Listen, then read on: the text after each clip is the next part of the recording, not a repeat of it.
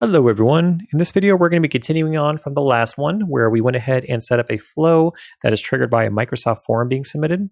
Once the form is submitted, we collect the details from that form, and then we have a condition that looks to see if the person being submitted in the form is part of the IT department. And then if they are, we post a Teams message. If they are not in the IT department, then we just go ahead and send an email. So we actually want to go ahead and set in some nested conditions. So right now, we actually are posting a Teams message. But what we could do is we could actually break this out even further. So we could even have let's do another condition here.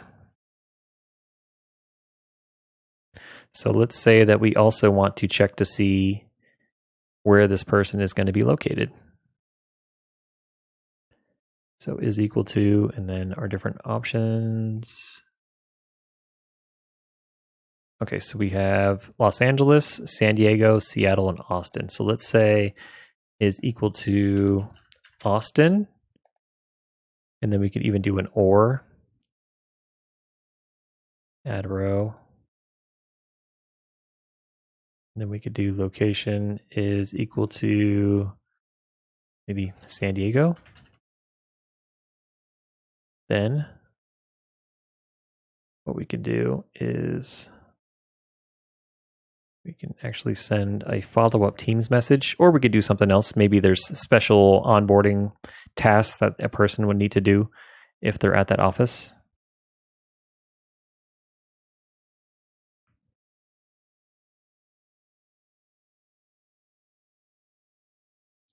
Channel, super mic, general.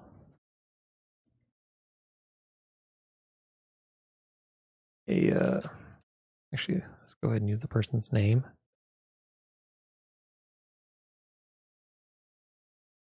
Will be onboarding. Actually, let's do this. It's in the process of onboarding, and we'll start on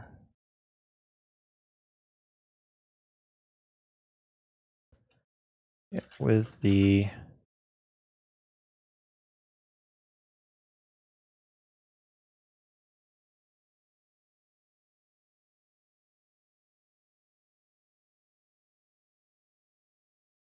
okay, so that should be good. So now we have a nested condition. We have our initial condition up here, which looks to see if they're in the IT department. If they are, we send out that Teams message. And it's kind of confusing because we're using the same Teams message channel, but you could maybe have maybe there's like an IT channel. So like people in the IT department are just made aware that this person's joining the department. And then you could even have like a separate maybe HR channel for, you'd probably want to do multiple conditions here. So you'd probably want to have a separate channel for like Austin and then one for San Diego. So, but yeah, just giving you guys an idea that you can nest conditions. So yeah, let's go ahead and let's test it out here. So if it works, we should get 2 messages in Teams if this person is in the IT department, and then they're either going to San Diego or they're going to Austin. So let's check it out and see if it's working.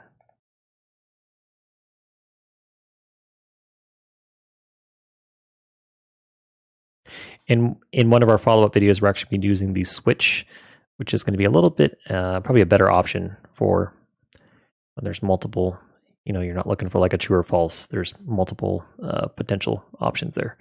So let's do test. Probably could have just selected my last result, but we'll do one from scratch.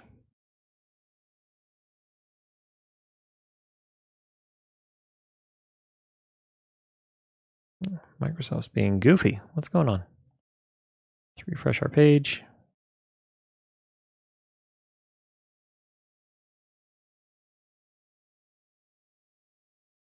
Okay, it saved everything. That's good. Let's just go ahead and use our previous trigger.